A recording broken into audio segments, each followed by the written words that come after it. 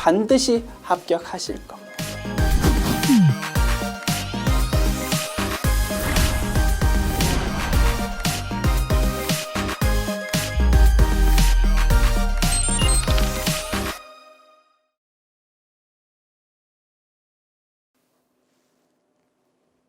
안녕하세요. 전산 세무 2급 제92회 기출문제 이론편 보겠습니다.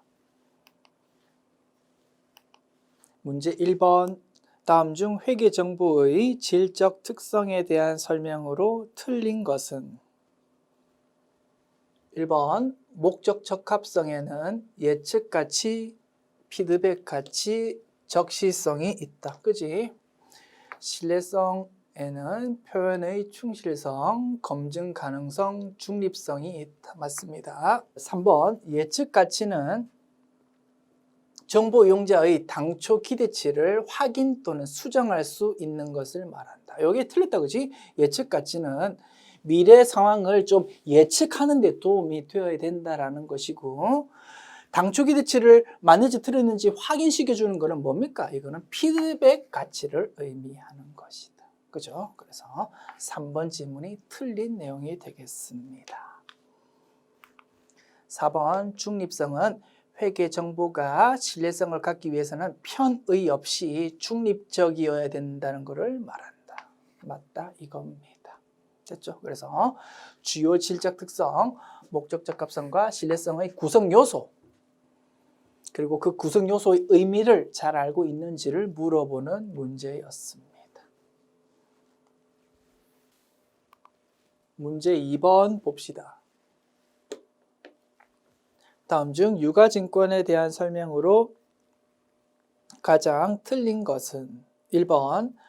채무증권은 취득한 후에 만기 보유증권, 단기 매매증권, 매도 가능 증권 중의 하나로 분류한다. 그지? 국채, 공채, 회사채와 같은 채무증권은 만기 끝까지 가지고 있을 거다. 만기 보유증권.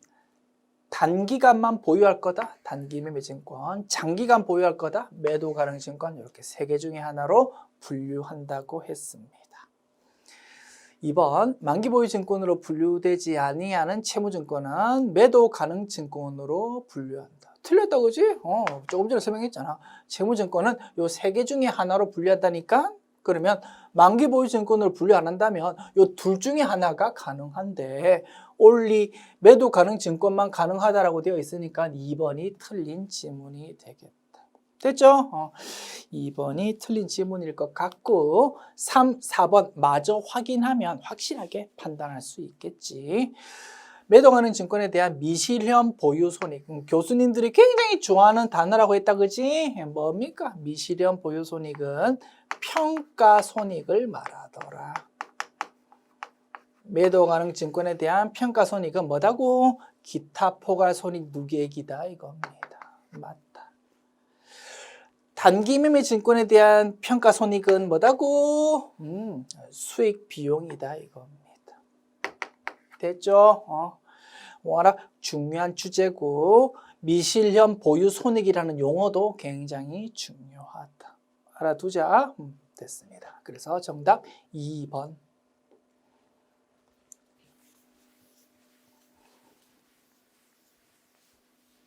잔소리 하나. 미실현 보유 손익은 뭐다고? 평가 손익. 그리고 실현 보유 손익은 뭐다고? 처분 손익을 말한다. 됐죠? 용어 복습해 보았습니다. 문제 3번. 다음 중 충당 부채, 우발 부채 및 우발 자산에 대한 설명으로 틀린 것은? 됐죠? 돈이 들어오거나 나갈 만한 뭔가 불확실성이 있는 상황이다. 그런 거를 우발 자산, 우발 부채라고 부른다고 했습니다. 돈이 좀 들어올 가능성이 있다. 우발 자산. 돈이 좀 나갈 가능성이 있다. 우발 부채. 자, 우발 자산, 우발 부채의 회계 처리에 있어서 회계는 보수주의로 접근한다고 했습니다. 우발 자산 상황, 돈이 좀 들어올 만하다라는 상황이 있다고 경거망동하지 말라 이겁니다. 그런 거를 획 자산으로 처리하면 안 돼. 주석에 함부로 기재하면 정보 용자 혼란스러울 수 있어. 그러니까 우발 자산 상황이라고 굉장히 가능성이 높을 경우에만 주석으로 기재하십시오. 그 외의 상황에는 가능성이 어중간하다 그럴 때는 그냥 아무런 액션 하지 마십시오 라고 규정하고 있습니다. 우발 부채, 돈이 좀 나갈 상황이다. 그런 거는 가능성이 매우 낮은 경우 빼고는 가능성이 좀 어중간하다 하더라도 일단 주석에 기재해서 정보 이용자한테 미리 알려주어야 된다 이겁니다. 경고 기능이 있다 이겁니다. 알람 기능. 됐죠? 그래서 돈 들어오는 거는 가만히 있고 돈 나갈 만한 상황은 좀 경고를 좀 해주자라는 보수주의로 접근한다. 그리고 돈 나가는 상황에 있어서도 그 가능성이 매우 높고 금액을 신뢰성 있게 측정 가능하다면 그거는 재무제표에 그냥 아예 부채로 기록을 해라 이겁니다. 더 강한 알람 기능이다 그지? 그런 거를 충당 부채라고 부른다고 했습니다. 그런 내용을 알고 있니를 물어보는 문제다 그지? 자, 틀린 거 찾습니다. 우발 부채는 부채로 인식하지 않는데 맞다 그지? 우발 자산은 자산으로 인식한다. 이게 틀렸다 이겁니다. 경거망동하지 마. 그래서 틀린 지문은 1번이 되겠고 2, 3, 4 확인합니다. 자, 우발 부채는 자원 유출 가능성이 매우 낮지 않은 한 일단 주석에 기재해서 알람 기능을 제공하자. 그리고 가능성이 매우 높고 금액 신뢰성 있게 측정 가능하다면 그거는 아예 재무제표에 부채로 기록해야 되고 그때는 이름을 충당 부채라고 부른다. 충당 부채는 그 의무 이행에 소요되는 금액도 신뢰성 있게 추정할 수 있어야 한다. 됐습니다. 지웁니다.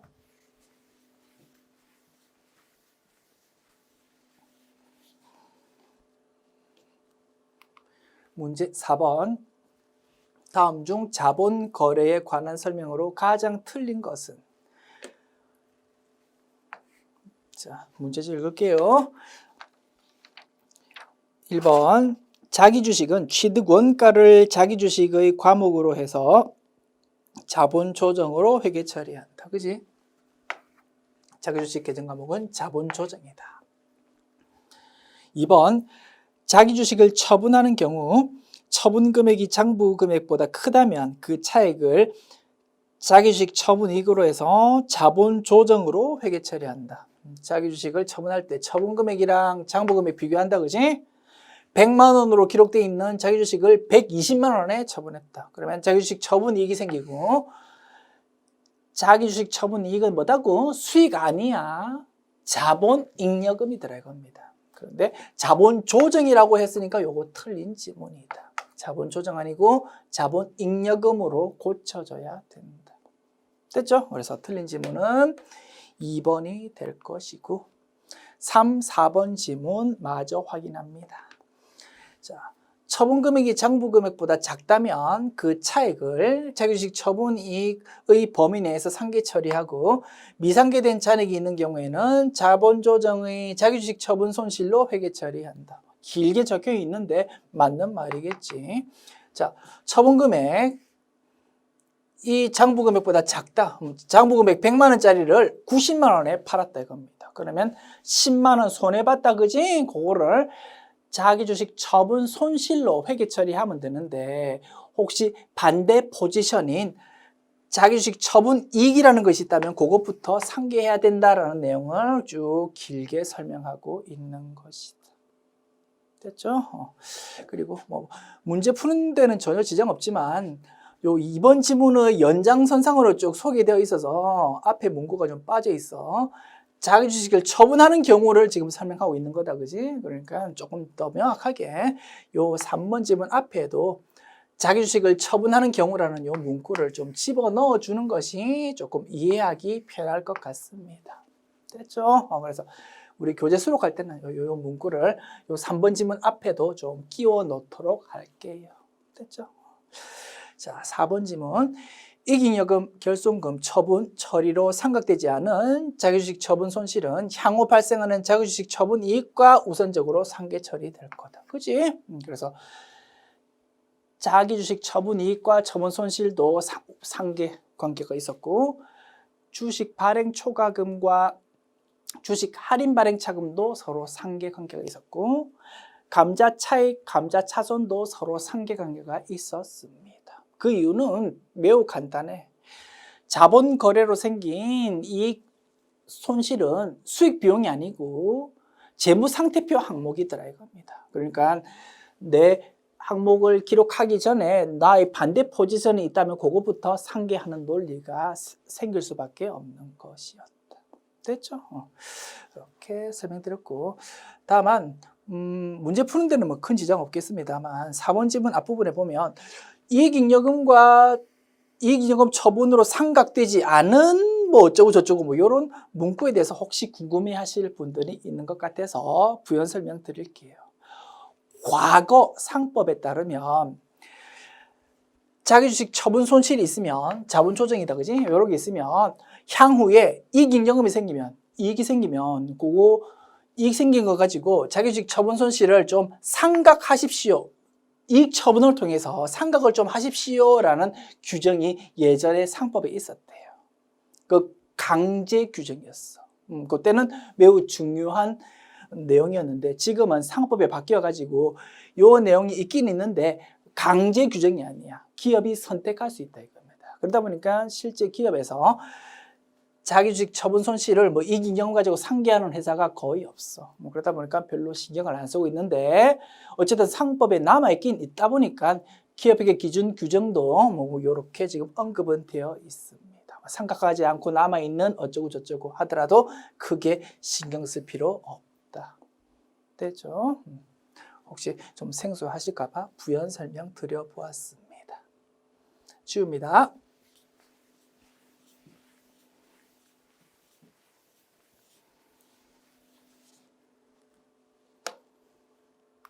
문제 5번. 다음 중 현금 및 현금성 자산에 대한 설명으로 틀린 것은 1번. 취득 당시 만기가 1년인 양도성 예금증서 CD는 현금 및 현금성 자산에 속한다, 안 속한다? 안 속하지, 그지? 채무증권 또는 금융상품으로서 현금성 자산에 해당하려면 어떻게? 취득 당시에 만기가 3개월 이내이어야 됩니다. 그지? 그럴 때 취득 당시에 만기가 3개월 이내 아니지? 그지? 1년이면 아니지. 현금성 자산 아니야. 그래서 그때는 어떻게 처리하겠습니까? CD가 금융상품이니까, 그지? 만기에 따라서 단기 금융상품 또는 장기 금융상품 그런 걸로 분류해야 될 것입니다. 지폐와 동전은 현금 및 현금성 자산에 속한다. 맞고, 우표와 수입인지는 비용으로 처리해야 되겠다. 그지? 현금 및 현금성 자산을 볼 수 없다. 직원 가불금은 단기 대여금으로서 현금 및 현금성 자산이라고 볼 수 없을 것이다. 그지? 직원한테 돈 빌려준 거, 이런 거 대여금이잖아. 됐습니다. 정답 1번.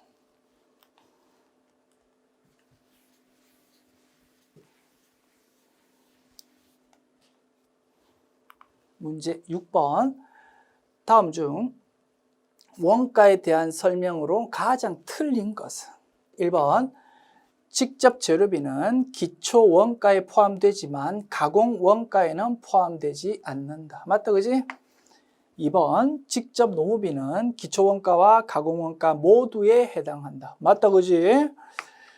기회비용, 기회원가는 현재 이 대안을 선택하지 않았을 경우 포기한 대안 중 최소 금액 또는 최소 이익을 말한다. 가장 큰 여러 가지 이 대안을 선택함으로써 포기해야 되는 나머지 대안들 중에서 제일 큰 거를 기회비용이라고 부른다고 했다, 그지? 그런데 최소라고 했으니까 이게 틀린 지문이 되겠습니다. 정답은 3번. 4번 지문 확인합니다. 제조활동과 직접 관련 없는 판매 관리 활동에서 발생하는 원가를 비제조 원가라고 한다. 맞겠지? 지웁니다.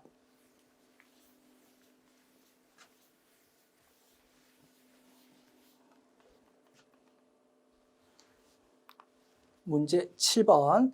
다음 중 제공품 및 제품에 관한 설명으로 틀린 것은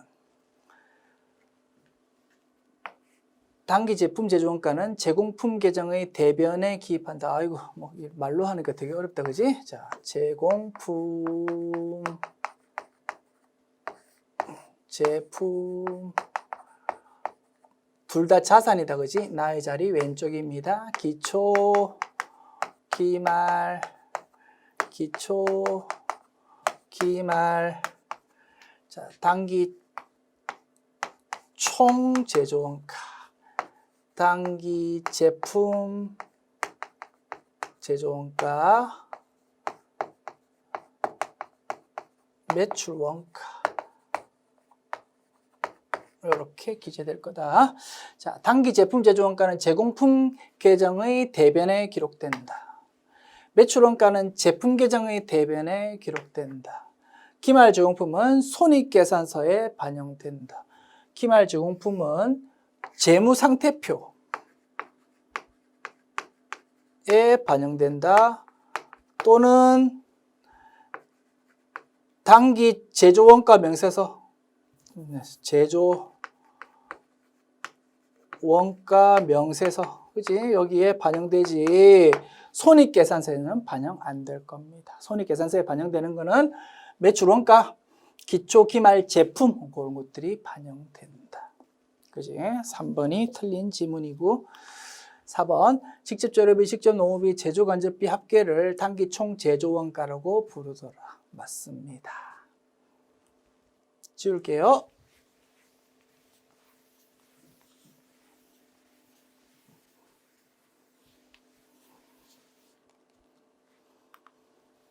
문제 8번 주식회사 3개는 직접 배부법을 이용해서 보조 부문 제조간접비를 제조 부문에 배부하고자 한다. 보조 부문 제조간접비를 배분한 후 절단 부문의 총 원가는 얼마일까요? 직접 배부법이랍니다. 직접 배부법은 서포트 부문 간에 서로 주고받는 것은 고려하지 않는 거다 이겁니다. 서포트 부문이 제조 부문으로 주는 것만 고려하는 방법이다. 됐죠? 자, 먼저 전력 부문 원가가 얼마입니까? 20만 원입니다. 20만 원 가지고 5대5 갈라 먹습니다. 그러면 절단 부문이 먹는 거 얼마입니까? 10만 원. 그지? 그 다음 수선 부문은 40만 원이 발생했는데 요게 6대2로 갈라 먹습니다. 그러면 요 얼마입니까? 계산하면 되겠지. 40만 원. 아유, 그치? 산식으로 보면 40만 원 곱하기 6 플러스 2는 8 분의 2가 되겠지.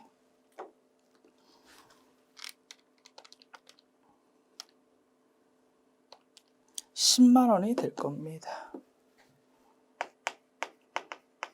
그래서 전력 부문으로부터 10만 원 먹고 수선 부문으로부터 10만 원 먹었다 이겁니다. 절단 부문이. 그리고 원래 발생했던 거 50만 원 합해야 되겠지, 그지? 그래서 하나, 둘, 셋, 세 개 합한 금액이 얼마인지 계산하면 되겠네요. 20만 원 플러스 50만 원 하면 70만 원 계산되고 정답 2번 되겠습니다. 됐죠? 지웁니다.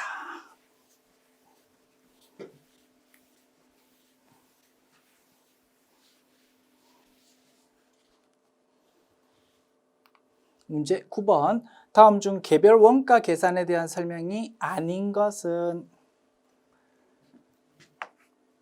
기말 제공품의 평가 문제가 발생하지 않는다. 자, 우리 종합 원가 계산에서는 선입선출법인지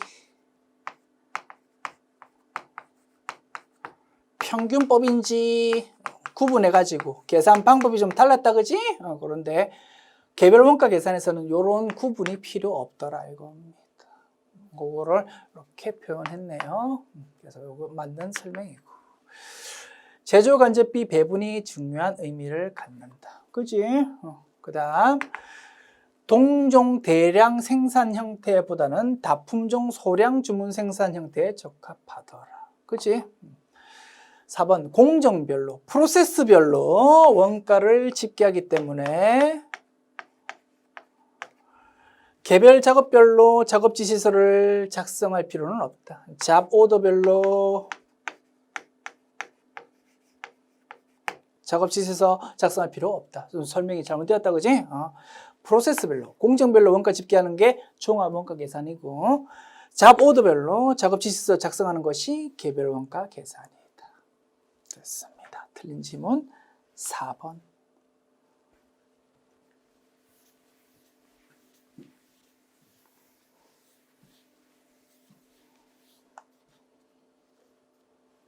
문제 10번. 다음 자료를 이용해서 비정상 공손 수량을 계산하면 얼마일까요? 정상 공손은 단기 완성품의 10%로 가정한다. 자, 제공품에 대한 물량 흐름 파악합시다. 자, 기초 200개, 투입, 착수 600, 그래서 토탈 800이야. 완성이 650, 기말이 50, 자, 합한 게 800이라고. 그러면 650, 50 합하면 700이니까 100개만큼이 공손이다, 그지? 요거를 정상, 비정상으로 나눌 수 있는데, 정상은 완성품의 10%, 650 곱하기 10%, 65개면, 비정상은 100 빼기 65다, 그지? 35가 되겠네요. 정답은 4번. 지웁니다.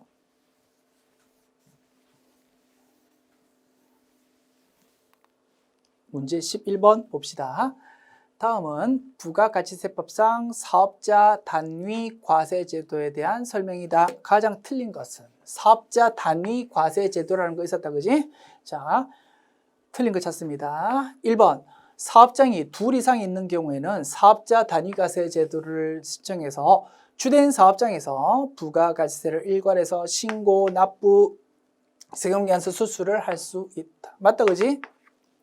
원칙적으로 본점, 지점이 있다면 사업장별로 따로따로 신고, 납부하는 게 원칙인데, 예외적으로 사업자 단위과세를 신청한다면 본점 한 군데에서 신고 납부할 수 있다, 이겁니다. 맞고. 2번. 주된 사업장은 법인의 본점, 주사무소를 포함한다. 또는 개인의 주사무소로 한다.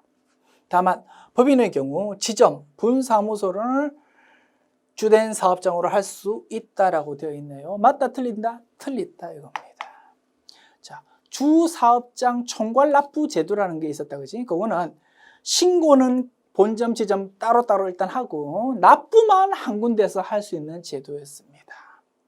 주사업장 총괄 납부 제도는 본점에서 납부한다고 하든 지점에서 납부한다고 하든 한 군데 정할 수 있다고 했어. 예를 들어서 아산 공장이 본점이고 서울 사무소가 지점인 경우도 있잖아, 그지? 그때 은행이 어디서 더 가깝겠습니까? 서울이 더 가깝죠, 그지? 그래서 자금팀이 있는 지점에서 우리는 총괄 납부할 수 있습니다라고 선택할 수 있다고 했습니다.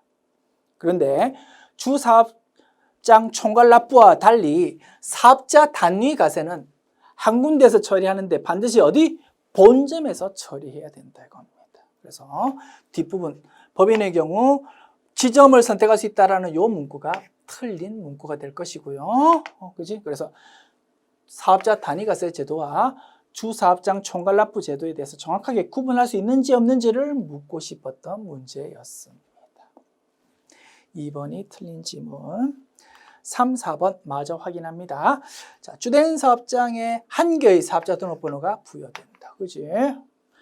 사업장 단위로 등록한 사업자가 사업자 단위 과세 사업자로 변경하려면 사업자 단위 과세 사업자로 적용받으려는 과세기간 개시 20일 전까지 변경 등록을 신청해야 된다. 맞겠지, 그지? 됐습니다. 지웁니다.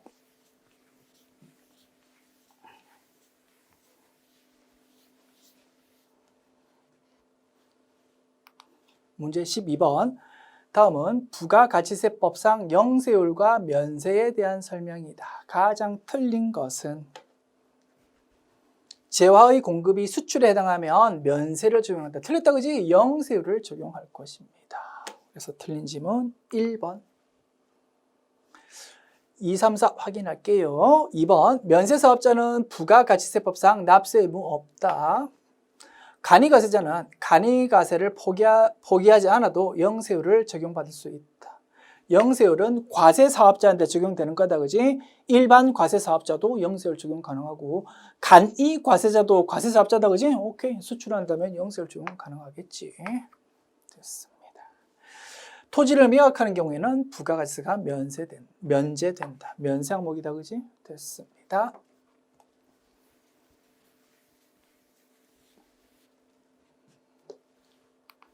문제 13번. 다음은 수정세금 계산서 또는 수정전자세금 계산서의 발급 사유 및 발급 절차를 설명한 것이다. 가장 틀린 것은 수정세금 계산서 문제가 나왔다고 핵심은 뭐다고? 뭔가 이유가 발생하면 다시 세금 계산서 끊을 수 있지, 그지? 수정세금 계산서. 자, 끊을 수 있는데 중요한 핵심 포인트는 수정세금 계산서의 작성 연월일을 언제로 할 것인지 그것이 핵심이라고 했습니다. 오늘 날짜로 할 것인지 아니면 애당초 날짜로 할 것인지 그것이 핵심이었다. 자, 계약 해제로 재화용역 공급이 되지 아니한 경우에는 언제? 오늘 날짜로, 해제된 날짜로 끊는다고 했어. 계약 해제된 때에 그 작성일은 계약 해제일 오늘로 끊으면 된다. 됐죠? 맞고요. 그리고 뭐 뒤에 뭐 빨간 글자로 적고 어쩌고 저쩌고 예전 종이 세금 계산서 시절의 얘기가 아직도 법 조문에 있거든요. 아, 그냥 그런가 보다. 그냥 읽고 넘어가시면 되겠습니다. 자, 2번. 면세 등 발급 대상이 아닌 거래에 대해서 발급했다.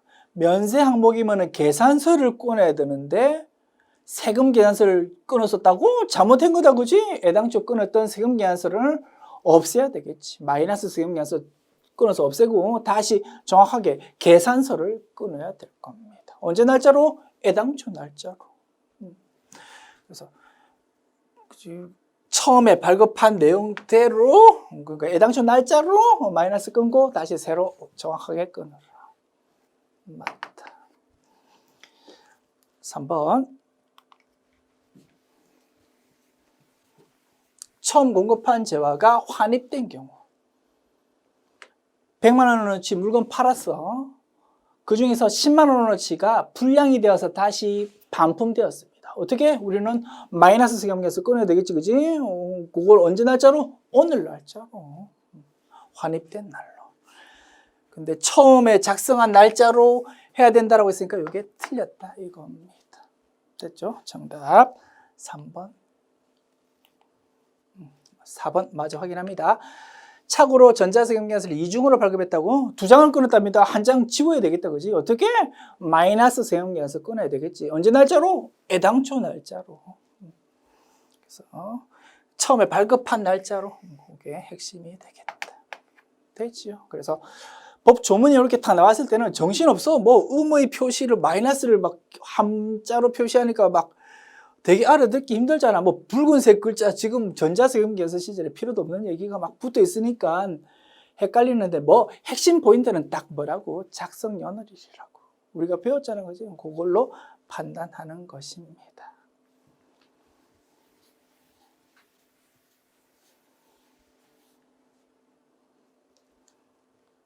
문제 14번. 다음은 소득세법상 납세 의무자에 관한 설명이다. 가장 틀린 것은 1번. 외국을 항행하는 선박 또는 항공기 승무원의 경우 생계를 같이 하는 가족이 거주하는 장소 또는 승무원이 근무기간 외의 기간 중 통상 체지하는 장소가 국내에 있을 때는 당해 승무원의 주소는 국내에 있는 것으로 본다. 맞는 말이겠지. 자, 소득세 매길 때 거주자인지 비거주자인지를 판단한다, 그지? 그때 거주자는 뭐라고요? 주소가 우리나라에 있으면 된다 이겁니다. 우리나라 주소 있으면서 외국 항행 파일로트야. 그럼 외국에 있는 시간이 굉장히 길잖아, 그지? 그렇다 하더라도 거주자로 본다 이겁니다. 그리고 국내 주소가 없다 하더라도 우리나라에 체류하는 고기를 거소라고 부르더라고요. 그지? 그래서 1년의 반 이상이 우리나라에 있다면 그거 거주자로 본다고 했습니다. 그 얘기가 길게 말로 나와 있는 것이다. 국내 거소를 둔 기간은 입국하는 날부터 입국하는 날의 다음 날부터 출국하는 날까지로 한다. 맞겠지, 그지? 우리나라 민법에는 모든 기간을 헤아릴 때 초일 불산입, 말일 산입으로 헤아린답니다. 그래서 기간에 대해서 법 조문이 있는 내용을 보면 전부 다 보면 무슨 날의 다음 날부터 뭐 어쩌고 저쩌고 뭐 이렇게 규정이 되어 있다 이겁니다. 민법 때문에 그런가 보다 하고 넘어가면 되겠다. 거주자란 국내에 주소를 두거나 그 다음에 183일 이상 거소를 둔 개인을 말하더라. 맞다, 그지? 그 다음에 그러면 1, 2, 3번 맞으니까 4번이 틀렸겠네. 그지? 자, 영국의 시민권자나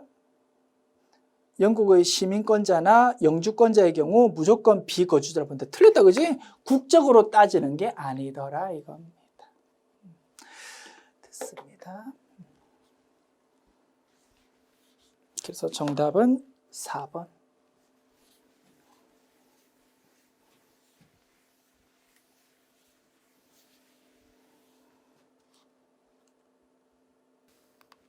문제 15번 봅시다. 다음은 소득세법상 결손금과 2월 결손금에 관한 설명이다. 가장 틀린 것은 무엇일까요?